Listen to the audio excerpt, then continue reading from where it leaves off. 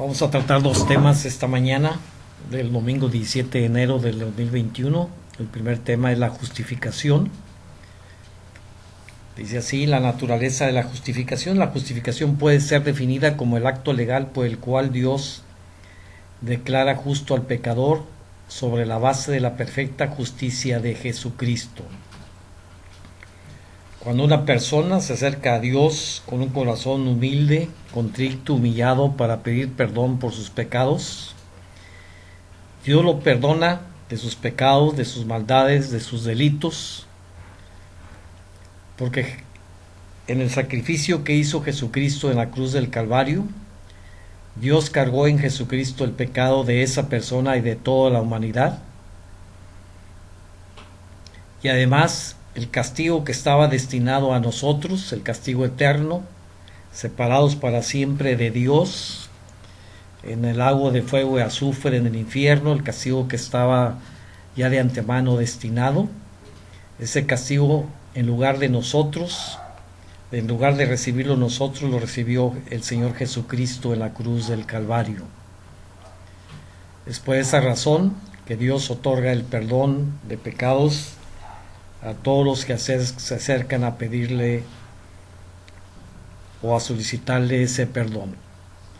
Pero algo más, Dios también, cuando nos acercamos a pedir perdón, Dios también nos declara justos o nos declara inocentes. En el libro que Él lleva en los cielos, estábamos etiquetados o clasificados como condenados. Ahora Dios quita esa palabra de condenados y nos pone justos o inocentes. Quiero explicar un poco más lo que dice aquí el texto que estamos leyendo. Declara justo al pecador sobre la base de la perfecta justicia de Jesucristo. Cuando en la tierra una persona comete un acto criminal con testigos, es decir, un asesinato a sangre fría, tal vez asesinó a un niño, a una persona, a sangre fría en presencia de muchos testigos, esa persona es juzgada y condenada a la máxima sentencia que puede haber, dependiendo de qué país sea. Tal vez cadena perpetua, es decir, toda su vida, todo el resto de su vida en la cárcel. Tal vez la ejecución por medio de una droga letal o alguna otra modalidad. Pero esa persona de alguna manera consigue el perdón de la máxima autoridad o de la autoridad que puede dar el perdón por ese delito cometido o el indulto.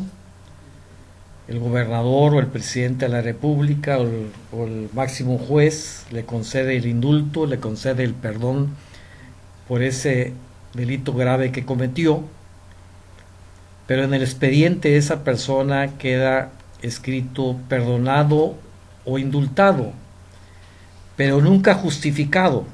Es decir, esa persona sigue siendo culpable del delito que cometió. Si esa persona vuelve a su vida normal,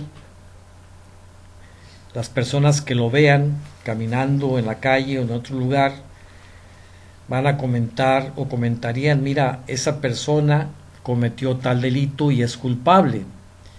Fue perdonado o indultado, pero sigue siendo culpable.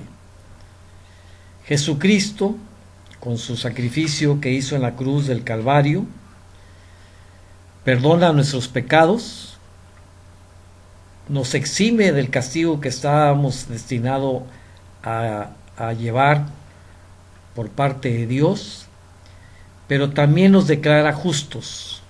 Es decir, los pecados, las maldades que cometimos son borradas del libro de Dios, como si nunca hubiéramos pecado o hecho esas maldades. Por eso en el párrafo que estamos leyendo decimos la perfecta justicia de Jesucristo. Dice la Biblia que si tus pecados fueren como a la grana, como la nieve serán emblanquecidos. Eso es lo que hace el sacrificio de Jesucristo, y nadie más lo puede hacer más que Jesucristo con el sacrificio que hizo. Una autoridad en la tierra puede perdonar un delito, pero nunca justificar. Esa persona o ese asesino siempre va a ser culpable, y en su conciencia llevará siempre grabado que hizo tal injusticia o tal maldad. Jesucristo, con su sacrificio perfecto, perdonó nuestros pecados, nos eximió o nos libró del castigo eterno, y aparte nos declara justos en el tribunal de Dios, o Dios nos declara justos por el sacrificio del Señor Jesucristo. El perdón concedido se aplica a todos los pecados pasados, presentes y futuros, y por lo tanto no puede ser repetido. Dice Hebreos 10:14, porque con una sola ofrenda hizo perfectos para siempre a los santificados. Dios, con ese sacrificio perfecto, nos ha hecho para siempre santos, o nos ha hecho para siempre justos. Últimamente, o tal vez no últimamente, pero siempre ha habido herejías, o ha habido doctrinas o malas doctrinas que enseñan que posiblemente algunos pecados no fueron perdonados, y como tal deberemos, o de la gente deberá hacer algunas prácticas tampoco bíblicas, porque en su conciencia posiblemente todavía tiene rencores, en su conciencia todavía tiene malos pensamientos. La Biblia dice que el sacrificio de Jesucristo fue perfecto y es perfecto, y que nos ha hecho, y que Dios nos ha declarado justos delante de su presencia, o inocentes de todo pecado. La justificación remueve la culpa del pecado y restaura al pecador a todos los derechos filiales, incluidos en su estado como hijos de Dios, juntamente con una herencia eterna. La Biblia dice que el Espíritu de Dios da testimonio a nuestro espíritu de que somos hijos de Dios. Es decir, Dios a través de Jesucristo nos libra de todo pecado, nos hace justos, pero además a través de su Espíritu nos habla a nuestro interior de que Él efectivamente nos ha hecho justos delante de Él por su Espíritu Santo que mora en nosotros, nos ha vuelto a llamar hijos de Dios, y además tenemos vida eterna con Él. Vamos a leer varios pasajes en los cuales claramente la Biblia enseña que los pecados cometidos por nosotros, por toda persona que se acerca al Señor Jesucristo, son olvidados completamente por Dios, como si nunca hubiéramos pecado. Dice el Salmo 103:12, cuanto está lejos el oriente del occidente, hizo alejar de nosotros nuestras rebeliones. El oriente y el occidente no se pueden juntar, esos puntos cardinales. Por lo tanto, Dios tampoco podrá ya acordarse de nuestras rebeliones, porque están muy lejos de Él. Yo dice Isaías 44:22, yo deshice como una nube tus rebeliones, y como niebla tus pecados. Vuélvete a mí, porque yo te redimí. Todas nuestras rebeliones son hechas como nube, es decir, como nada. Nuestros pecados son hechos como una niebla, tampoco como nada, por el sacrificio perfecto del Señor Jesucristo en la cruz, donde Dios cargó en Él el pecado de todos nosotros. Romanos 8:1, ahora pues, ninguna condenación hay para los que están en Cristo Jesús, los que no andan conforme a la carne, sino conforme al Espíritu. No hay nada que nos pueda condenar delante de Dios, puesto que una vez que aceptamos al Señor Jesucristo como nuestro Salvador, también Dios nos ha declarado justos e inocentes delante de Él, por lo tanto ninguna condenación ya tenemos delante de Dios. Satanás a veces o con frecuencia acusa o nos quiere acusar o va delante de Dios y nos acusa de un pecado, pero aquí la Biblia es muy clara: ninguna condenación hay para los que estamos en Cristo Jesús. Dice Romanos 8, 32, 34: el que no escatimó ni a su propio Hijo, sino que lo entregó por nosotros, ¿cómo no nos dará también con él todas las cosas? ¿Quién acusará a los escogidos de Dios? Dios es el que justifica. ¿Quién es el que condenará? Cristo es el que murió, más aún el que también resucitó, el que además está a la diestra de Dios, el que también intercede por nosotros.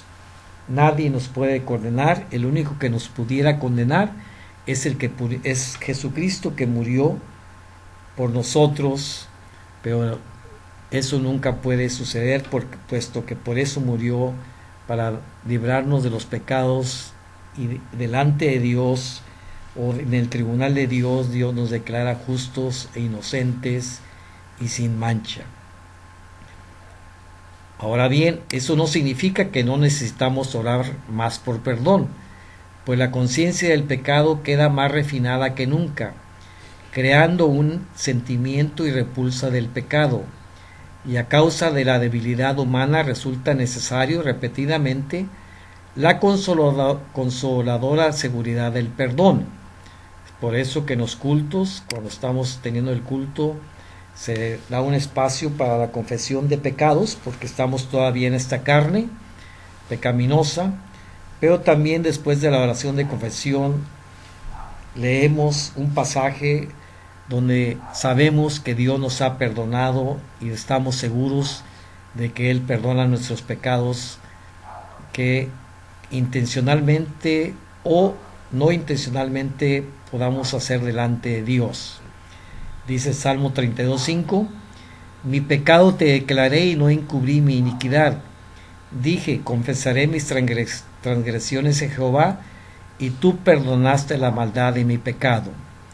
Es un texto que nos anima y que nos da seguridad del perdón cuando cometemos pecados, debido a que todavía vivimos en un cuerpo que está tentado a la maldad y a pecar.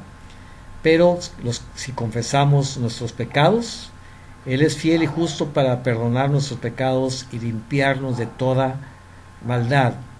Lo que dice la palabra de Dios, de cuando hemos sido salvos, declarados justos, y si cometemos algún pecado, el Espíritu Santo que está en nosotros nos lleva a pedir perdón por ese pecado, y el Señor Jesucristo, que intercede por nosotros, nos limpia de ese pecado y de la maldad que hubiéramos cometido. Vamos a ver el siguiente tema: santificación. La santificación es una obra sobrenatural de Dios. La justificación remueve la corrupción del pecado y renueva cada vez más al pecador de conformidad con la imagen de Dios. La justificación sucede en el tribunal de Dios, fuera de nosotros, pero la santificación sucede dentro de nosotros, para ir creando o ir renovando todo nuestro ser conforme a la imagen de Dios, y la imagen de Dios es una imagen de santidad, y Dios quiere que cada día que vivamos en esta tierra seamos santos, y para ser santos Dios actúa y trabaja en nuestro interior. La santificación, primero, la descubre como una obra de Dios. Primera de Tesalonicenses 5:23 dice así: y el mismo Dios de paz os santifique por completo, y todo vuestro ser, espíritu, alma y cuerpo, sea guardado irreprensible para la venida de nuestro Señor Jesucristo. El mismo Dios de paz va a trabajar en nuestro interior para que todo nuestro ser sea santo delante de Dios, es decir, nuestro cuerpo, nuestra alma, nuestro espíritu, y esperar la venida del Señor Jesucristo. Es decir, ahora nuestros pensamientos tienen que ser conforme a la palabra de Dios. Si decíamos malas palabras o palabras impropias, majaderías, todo eso tiene que irse alejando de nosotros conforme Dios estará trabajando en cada corazón humano. El cuerpo que también está tentado a hacer lo malo, ese cuerpo debe ser un cuerpo santo, y el mismo Dios de paz nos va a ir santificando por completo para esperar la venida del Señor Jesucristo. Dice Hebreos 13, 20, 21: y el Dios de paz, que resucitó de los muertos a nuestro Señor Jesucristo, el gran pastor de las ovejas, por la sangre del pacto eterno, os haga aptos en toda obra buena, para que hagáis su voluntad, haciendo Él en vosotros lo que es agradable delante de Él, por Jesucristo, al cual sea la gloria por los siglos de los siglos. Otro texto en donde Dios va a estar trabajando con nosotros para hacer su voluntad. A través de Jesucristo, Dios va a hacer esta obra y la está haciendo de manera constante y continua, porque cada día que pasa de nuestra existencia, el cuerpo, el alma y el espíritu deben ser santos ante la presencia de Dios. Santificados como frutos de la unión de vida con Jesucristo, dice Juan 15:4, permanecer en mí y yo en vosotros, como el pámpano no puede llevar fruto por sí mismo, si no permanece en la vid, así tampoco vosotros si no permanecéis en mí. Jesucristo está en nosotros y nosotros debemos estar siempre con Jesucristo para que llevéis fruto, o mucho fruto, como dice en otras partes de la Biblia. Y cuando hablamos de mucho fruto es que la voluntad de Dios siempre esté en nosotros y que nuestros hechos, nuestras actitudes, las palabras, sea para agradar a Dios y hacer su voluntad, pero siempre junto o de la mano del Señor Jesucristo. Dice Gálatas 2:20: con Cristo estoy juntamente crucificado, y ya no vivo yo, mas vive Cristo en mí. Y lo que ahora vivo en la carne, lo vivo en la fe del Hijo de Dios, el cual me amó y se entregó a sí mismo por mí. Jesucristo vive en nosotros y se entregó, nos amó tanto que ese amor lo llevó a morir por nosotros, se entregó por nosotros, pero ahora también vive en nosotros, y nosotros ya no debemos vivir para nosotros mismos, sino ahora que debemos vivir para el Señor Jesús y para agradar al Señor Jesús. Dice Pablo: y lo que ahora vivo en la carne, lo vivo en la fe del Hijo de Dios. Lo que Pablo está diciendo no significa que nos vamos a aislar de esta vida terrenal, sino que todo lo que hagamos en esta vida temporal terrenal lo debemos hacer siempre mirando al Señor Jesucristo para hacer su voluntad. La santificación también se puede ver como una obra hecha en el hombre desde su interior, y la cual por esa misma razón no puede ser obra humana. Dice Efesios 3:16: para que os dé conforme a las riquezas de su gloria el ser fortalecidos con poder en el hombre interior por su espíritu. Las riquezas de su gloria significa toda la belleza de Dios, todo su esplendor, todo su poder. Debe ser ese poder y ese esplendor y esa belleza de Dios y del Señor Jesucristo nos debe de llenar con poder en el hombre interior. Es decir, que nuestro hombre interior cada día que pasa debe ser más fuerte, porque el Señor Espíritu Santo está en nosotros, y si el Espíritu Santo está en nosotros, las riquezas de su gloria estarán también en nuestro interior, Y ese poder que Dios nos da en nuestro interior es el poder que Él nos da o que nos da para poder luchar en esta vida temporal contra las acechanzas del enemigo, que siempre las tenemos cada día, y que la debilidad que pudiéramos tener en ciertas situaciones, esa debilidad sea quitada y sea sustituida por el poder de Dios que mora en nosotros. Colosenses 1:11 también dice: fortalecidos con todo poder conforme a la potencia de su gloria, para toda paciencia y longanimidad.